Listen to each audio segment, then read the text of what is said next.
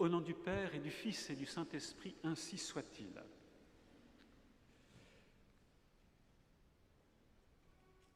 Les pharisiens mettent Jésus à l'épreuve.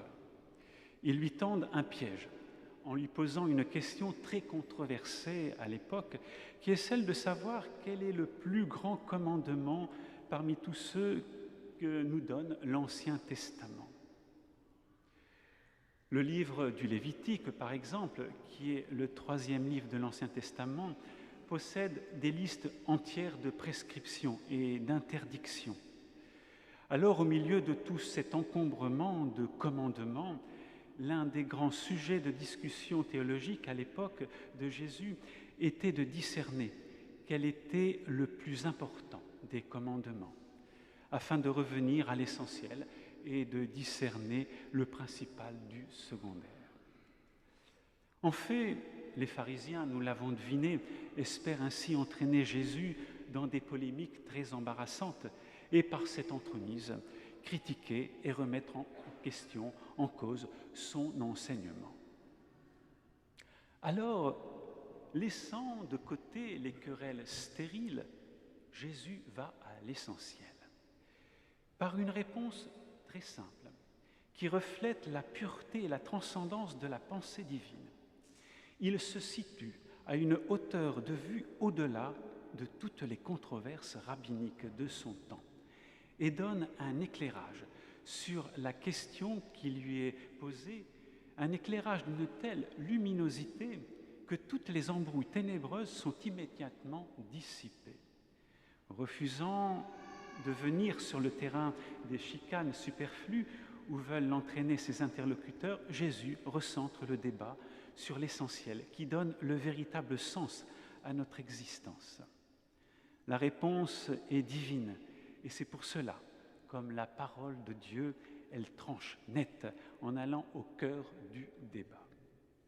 Bien plus, si les adversaires du Christ ont l'impression de mener la discussion en attirant Jésus sur un terrain piégé où ils pensent pouvoir le confondre et l'anéantir, c'est en réalité Jésus-Christ qui dirige véritablement le débat. Jésus est à ce point maître de la situation que la portée de la question que lui posent ses interlocuteurs dépasse totalement le simple cadre historique où elle se situe, car par l'intermédiaire de ses adversaires, c'est à tout homme, de toute époque et de tout lieu qui reçoit l'Évangile que le Christ donne cette réponse. Et quelle est cette réponse ? Elle consiste, vous l'avez entendu, en 2 éléments qui reflètent les 2 parties de notre Évangile. Dans un premier temps, en effet, Jésus précise quel est le fondement, quel est l'objet de tout commandement de Dieu. L'homme a été créé à l'image et à la ressemblance de Dieu. Il est donc appelé à agir à l'image et à la ressemblance de Dieu. Or, selon l'adage scolastique, agire sequitur esse, l'agir suit l'être, on agit selon sa nature, selon son essence. Or, quelle est l'essence de Dieu ? Dieu est Trinité, il est amour substantiel, et la vie divine trinitaire consiste dans l'amour, le don total et réciproque et du Père et du Fils et du Saint-Esprit. Aussi Jésus rappelle aux docteurs de la loi que le principal et même l'unique en soi commandement de Dieu que Dieu nous donne et qui illumine et vivifie tous les autres est celui de la charité, qui se réalise dans l'amour de Dieu, celui-ci s'explicitant dans l'amour du prochain qui en est le corollaire immédiat et nécessaire. Le fondement de cette réponse, vous le voyez, est donc dans le mystère de la très sainte Trinité, mais aussi dans le mystère de l'incarnation-rédemption, qui vient compléter, parfaire l'œuvre d'amour de Dieu que fut la création, qui n'est rien d'autre que la vie d'amour trinitaire, tirant du néant les êtres créés. Jésus est l'image parfaite du Père éternel. Il est le Logos éternel qui a structuré la création en y insérant le plan divin. Il est celui en qui tout et pour qui tout a été créé. Il est donc le législateur, non seulement des lois naturelles et physiques, mais aussi humaines et surnaturelles qui guident l'homme qui l'a créé. Il est le fondement et l'expression parfaite de la loi évangélique qu'il est venu nous enseigner en la vivant et en l'appliquant dans son mystère de l'incarnation-rédemption. C'est à cette conclusion inouïe pour les docteurs de la loi que Jésus tente d'amener tout doucement ses interlocuteurs par la seconde partie de sa réponse. Celle-ci, en effet, est bâtie sur une citation du psaume 109, où le roi David, dans une vision prophétique, donne à son descendant messianique le titre divin de Seigneur, Kyrios en grec, titre en fait qui lui est attribué par Dieu lui-même. Le Seigneur dit à mon Seigneur, comme le fait remarquer Jésus dans notre évangile.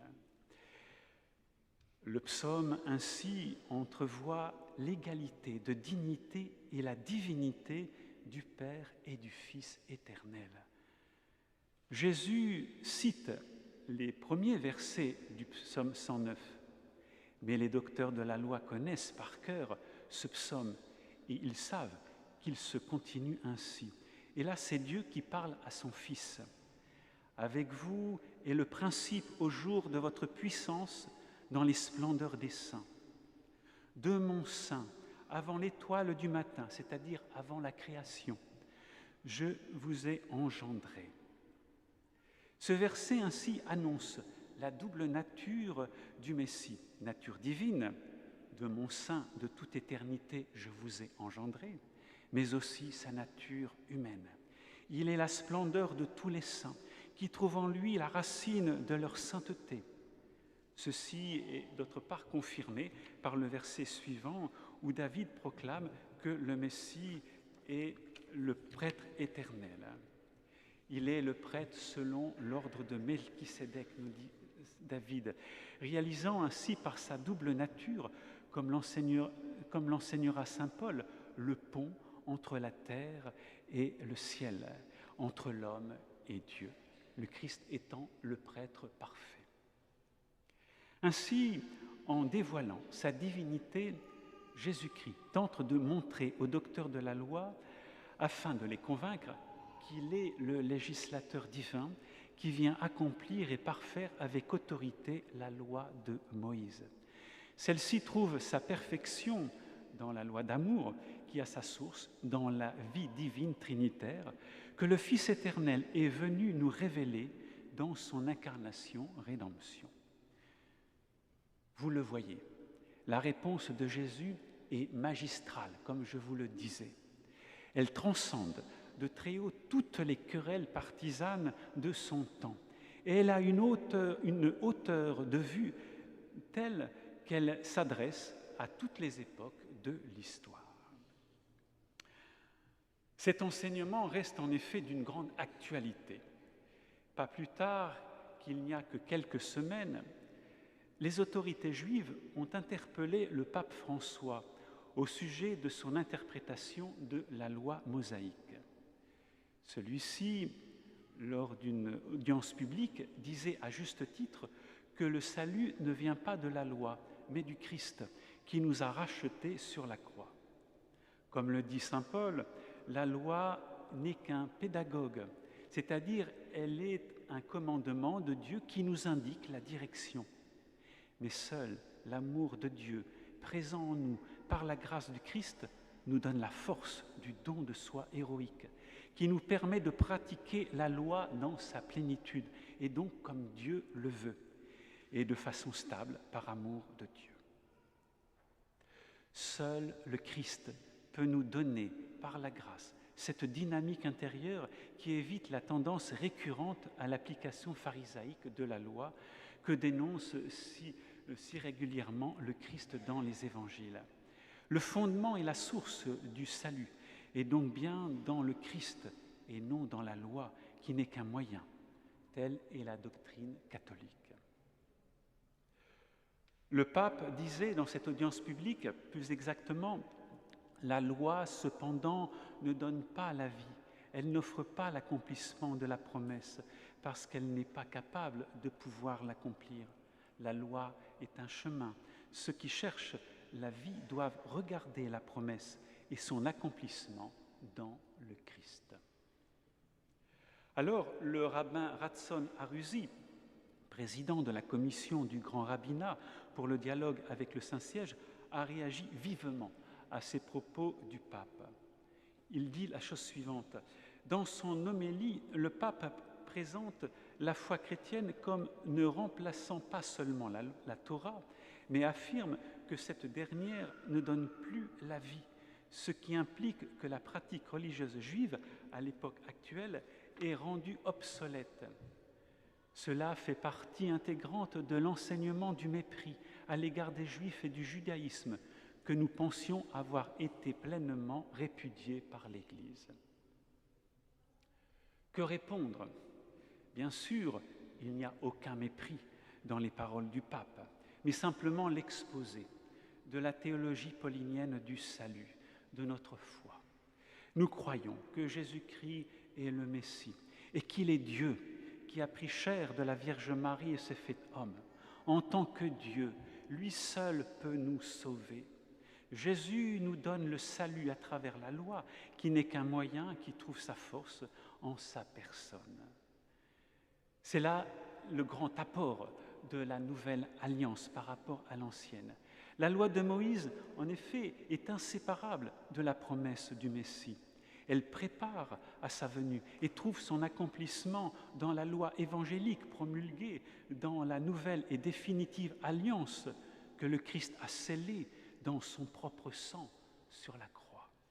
Et donc que Dieu a scellé dans le sang de son Fils sur la croix. L'ancienne alliance est donc caduque, c'est évident, en tant qu'elle était uniquement préparatoire.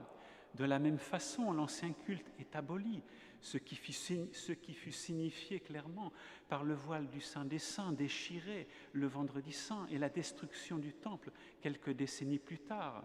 Le culte remplacé par le saint sacrifice de la Sainte Messe que nous célébrons en ce moment.